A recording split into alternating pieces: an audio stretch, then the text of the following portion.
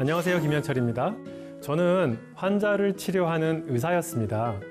그런데 사회를 치료하는 사회의사가 되고 싶어서 진료실을 나와서 공공정책을 연구하는 경제학자가 되었습니다. 제가 이런 선택을 한 시기에 있었던 일을 들려드리겠습니다. 의과대학 졸업반이던 저는 서울 강남세브란스병원의 유방암 클리닉 실습 학생이었습니다. 그러던 어느 날 오랜 농사일로 피부가 그을리고 꽤 늙어 보이는 할머니가 찾아오셨습니다. 그런데 막상 차트를 확인해 보니까 실제 나이가 45세였습니다.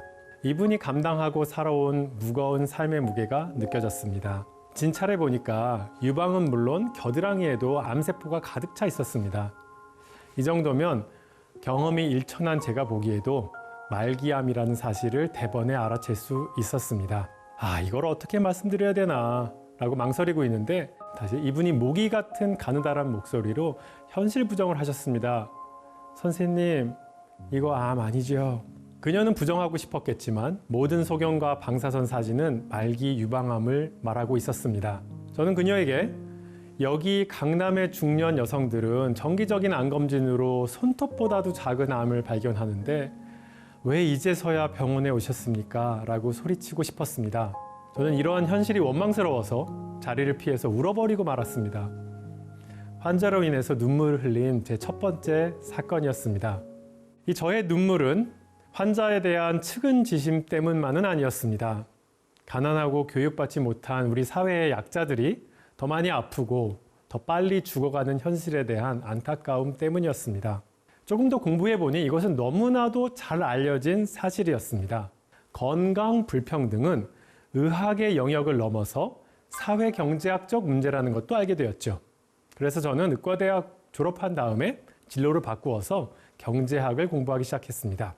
제가 진료실에서 경험한 것처럼 우리나라에서 소득 수준 하위 20%의 여성은 상위 20%보다 유방암으로 사망할 확률이 2배 이상 높습니다. 사실 모든 질병의 결과는 기대 수명으로 귀속됩니다. 그래서 소득 수준과 기대 수명과의 관계는 건강 불평등에서 가장 중요한 척도입니다. 보여드리는 그림은 2018년 1인당 국민소득과 기대 수명의 관계를 보여줍니다. 1인당 국민소득이 5,000달러 이하인 저개발 국가의 국민은 평균 50에서 70살, 한 60년 정도 삽니다. 반면 2만 달러가 넘는 선진국은 70에서 90, 그러니까 한 평균 80년 정도 살지요. 무려 20년이 넘는 차이입니다. 산업화가 시작된 1800년도 무렵 서유럽 사람들의 평균 수명은 불과 35살 정도였습니다. 조선시대의 왕의 평균 수명도 불과 한 46살 정도였습니다. 이런 것들을 고려해 보면은 인류가 굉장한 진보를 이룬 것이지요. 하지만 그 진보는 나라별로 차이가 굉장히 큽니다. 나라 간 차이에 비하면 작지만 같은 나라 안에서도 격차는 상당합니다. 서울대학교 의과대학의 강영호 교수팀의 연구에 따르면 우리나라도 소득 상위 20%의 계층과 하위 20% 계층의 수명 격차가 상당합니다. 남자는 2017년 기준으로 상위 계층의 기대 수명이 83살, 하위 계층은 75살로 8살 정도 차이가 납니다. 여자는 상위 계층은 88살, 하위 계층은 83살로 대략 5년 정도 차이가 납니다. 이러한 소득 수준별 격차는 미국, 노르웨이, 한국 모두가 비슷합니다. 우리나라는 다행히 남자의 경우 그 격차가 줄어드는 경향이 있습니다. 이건 아마도 저소득층의 남성의 흡연율이 감소했기 때문일 것입니다. 이렇듯 사회경제학적 지위와 기대 수명은 서로 맞물려 있습니다. 말기암 환자, 만성질환자, 알코올 중독자, 혹은 병원에 가고 싶어도 갈 수 없는 환자는 평균적으로 더 가난한 사람들입니다. 또 우리 사회의 약자인 가난하고 교육받지 못한 사람들, 갑자기 직장을 잃으신 분들, 결혼 이주 여성, 외국인 노동자, 북한 이탈 주민 등은 더 많이 아픕니다. 그런데 사회 경제학적 약자를 돕기 위한 정책이 늘 성공을 거두는 것은 아닙니다. 제 박사학위 첫 번째 논문은 우리나라 국가 조기 암 검진의 효과를 평가한 논문입니다. 우리나라는 2002년부터 40살 이상의 모든 국민에게 2년마다 암 검진을 제공합니다. 처음에는 국가 암 검진이 큰 효과가 있을 것이라고 추측했습니다. 저를 경제학 공부로 이끈 그 촌부와 같은 사람들에게 큰 도움이 되리라고 기대했죠. 분석 결과 실제로 국가 암 검진을 받은 사람들은 위암과 유방암을 더 많이, 더 일찍 발견했습니다. 그런데 암 검진이 사망률 감소로 이어지진 않았습니다. 이 그림에서 보시는 이 빨간색 선이요, 그 기준선입니다. 그러니까 이 기준선에서 왼쪽에 있는 분들은 무료로 암 검진을 받는 분들이고요, 오른쪽에 계신 분들은 유료로 받는 분들입니다. 그러니까 유료가 되면은 아무래도 검진율이 떨어지겠죠. 그리고 무료가 되면은 검진율이 올라갑니다. 자, 두 번째 그림은요, 국가 조기암 검진을 통한 암 발견입니다. 빨간 선을 기준으로 해서 바로 왼쪽에 계신 분들은 더 많은 검진을 받았기 때문에 더 많이 암 발견을 하셨죠. 반면에 오른쪽에 계신 분들은 암 발견율이 상대적으로 적었습니다. 자, 그런데요, 조기 암 검진으로 인한 암 사망은 이 빨간 선 바로 앞뒤가 차이가 없습니다. 국가 암 검진을 더 많이 받은 분들이 더 빨리 암을 발견했는데 왜 암 사망에는 변화가 없었을까요? 그 이유를 집요하게 파헤치면서 제 박사과정의 마지막 해를 보냈습니다. 그 첫 번째 이유는 우리 국민이 국가 암 검진 이외에 다른 경로로도 쉽게 암을 발견할 수 있기 때문이었습니다. 의료 접근성이 높은 대한민국에서는 속쓰림 같은 증상으로도 병원에 방문해서 내시경을 받는다든지 민감 암 검진으로 암을 조기에 발견하곤 합니다. 결국 국가 암 검진으로 암을 약간 더 빨리 발견한다고 해서 사망률에 눈에 띈 변화가 있었던 건 아닌 셈이지요. 두 번째 이유는 국가 암 검진의 혜택이 정작 필요한 사람들에게 전달되지 않았기 때문입니다. 암 검진이 필요한 사람들은 누구일까요? 암에 많이 걸리실 분들입니다. 국가 암 검진을 받지 않은 사람들은 받은 사람들보다 암종에 따라서 2배 내지 13배나 많이 암으로 죽을 확률이 높았습니다. 암 검진이 더 필요한 사람들이 오히려 검진에 참여하지 않는 역설적인 현상이 발생된 것입니다. 정부와 국민건강보험공단은 국가건강검진에 연간 1조 원을 넘겠습니다. 하지만 그 효과는 제한적인 편입니다.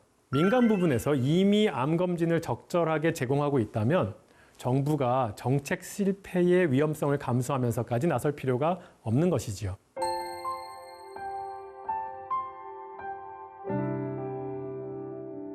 네, 한편 저는 아프리카에서 성적 장학금의 효과를 평가하기도 했습니다. 118개 학교에서 학생 7,400명을 대상으로 했죠. 성적 장학금은 학부모의 월 평균 소득의 4분의 1에 해당되는 약 1만 원 정도였습니다. 학기 초에 이러한 것을 상금으로 걸고 기말고사 성적에 따라서 나눠주기로 했습니다. 엄밀한 평가를 위해서 학교를 무작위로 3집단으로 나눴습니다. 첫 번째 집단의 학생들은 사업지역 학생 7,400명 중에 상위 15% 안에 들면 상금을 주는 일반 성적 장학금입니다. 성적 장학금의 문제는 학기 초에 성적이 낮은 학생들은 나중에 받기가 어렵다는 것입니다. 단기간에 성적을 향상시키기가 쉬운 일이 아니죠. 자, 그래서 두 번째 집단 학생들에게는 상대 성적 장학금이라는 것을 제시했습니다. 무엇이냐 하면요, 학생들을 학기 초의 성적에 따라서 그 학기 초 성적이 비슷한 100명을 묶습니다. 그런 다음에 이 100명 가운데 학기 말 등수로 15등 안에 들면 상금을 주는 것입니다. 그렇게 되면은 상위권 학생이든 하위권 학생이든 비슷한 성적의 학생들과 경쟁을 하는 것이기 때문에 장학금을 받을 확률이 비슷하게 되는 것이지요. 마지막 집단은 성적 장학금 기회를 주지 않는 비교군입니다.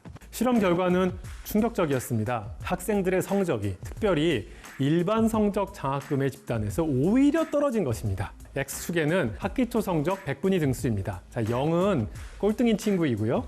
100은 1등인 친구입니다. 자, Y축에는 학기 말 성적입니다. 이걸 표준화했기 때문에 평균이 0이고 분산이 1이 됩니다. 자, 첫 번째 초록 실선은 일반 성적 장학금을 받은 집단의 결과입니다. 빨간 점선은 상대 성적 장학금을 받은 집단이고 초록 점선은 대조군의 성과입니다. 자, 검은색 세로선은 장학금 지급 기준인 상위 15%입니다. 이 세 선 다 모두 우상향하는 것은 학기 초 성적이 높은 학생들이 기말고사 성적도 높은 것을 보여줍니다. 그런데 놀랍게도 상위권 소수를 제외하고는 초록 실선은 초록 점선보다 항상 아래에 위치합니다. 이것은 일반 성적 장학금 학생이 아무것도 하지 않은 비교군보다 오히려 낫다는 것을 의미합니다. 다행히 상대 성적 장학금과 대조군은 큰 차이가 없었고 아주 하위권에서는 오히려 좀 오르기도 하였습니다. 성적 장학금이 오히려 성적을 떨어뜨릴 수도 있다니요. 이것이 어찌된 일일까요? 이는 상위 15%가 되어서 장학금을 받으라 라는 메시지가 오히려 하위권 학생들을 좌절시켰기 때문입니다. 일반 성적 장학금 집단에서 하위 85%의 학생들은 공부하려는 의지, 자존감, 성실성 등의 지표가 모두 다 나빠졌습니다. 하지만 상위 15% 학생들에게는 이러한 현상이 보이지 않았습니다. 이 제 연구는 선한 의지로 학생을 위하는 장학금일지라도 학생들을 좌절시켜서 오히려 학업 성취를 떨어뜨릴 수 있음을 보여줍니다. 뜨거운 마음으로 시작한 경제학 공부가 어느덧 20년이 넘었습니다. 그 사이 저는 중진 경제학자가 되었습니다. 이 세월은 뜨거운 마음만으로는 사회적 약자를 제대로 도울 수 없음을 깨달아가는 과정이었습니다. 의도는 좋으나 작동하지 않는 정책이 많습니다. 자, 이를 예방하려면 어떻게 해야 할까요? 정책이 그 설계 단계인 타당성 조사와 시범 사업부터 그 효과를 충분하게 입증한 뒤에 도입되어야 합니다. 가령 정부가 성적 장학금 제도를 도입하려고 한다면 제가 했던 것 같이 소규모로 먼저 한번 시험을 해보는 것입니다. 만일 실패한다면 다른 방법을 찾으면 됩니다. 그러나 우리의 현실은 이러한 이상과 거리가 멉니다. 수많은 정책들이 당위와 직관, 빈약한 증거 아래 도입되곤 합니다. 이와 관련된 모범적인 사례가 있습니다. 1995년 멕시코 재무부의 산티아고 레비 차관은 새로운 빈곤 정책을 설계하는 책임을 맡았습니다. 보스턴 대학교 경제학과 교수였던 그는 학자로서의 전문성을 활용해서 당시로서는 굉장히 혁신적인 프로그레사라고 이름 붙인 조건부 현금급여 사업을 설계했습니다. 빈곤층에게 무조건 보조금을 지급하는 것이 아니라 자녀의 예방접종을 완료한다든지 자녀를 학교에 보낸다는 그러한 특정 조건을 충족해야만 보조금을 지급하는 내용입니다. 사업을 효과적으로 집행할 수 있도록 하겠다는 경제학자다운 발상이었죠. 레비 차관은 이 정책이 성공할 것이라고 확신했지만 고민이 있었습니다. 정권이 바뀌면 그때마다 정책을 새로 만드는 악순환이 벌어질까 봐 걱정했습니다. 그는 만일 정책 효과를 과학적으로 입증하고 국민들께 알릴 수가 있다면 새로운 정권이 들어와도 함부로 기존 정책을 폐기하지 못할 것이라고 생각했습니다. 성과 평가를 통한 증거 기반 정책이 태동한 계기였습니다. 레비 차관은 사회 실험을 통해 프로그레사가 실제로 얼마나 효과를 거두고 있는지 조사했습니다. 정책을 적용할 지자체나 개인을 무작위로 선정해서 사업을 진행한 다음에 그렇지 않은 집단과 비교하는 작업이죠.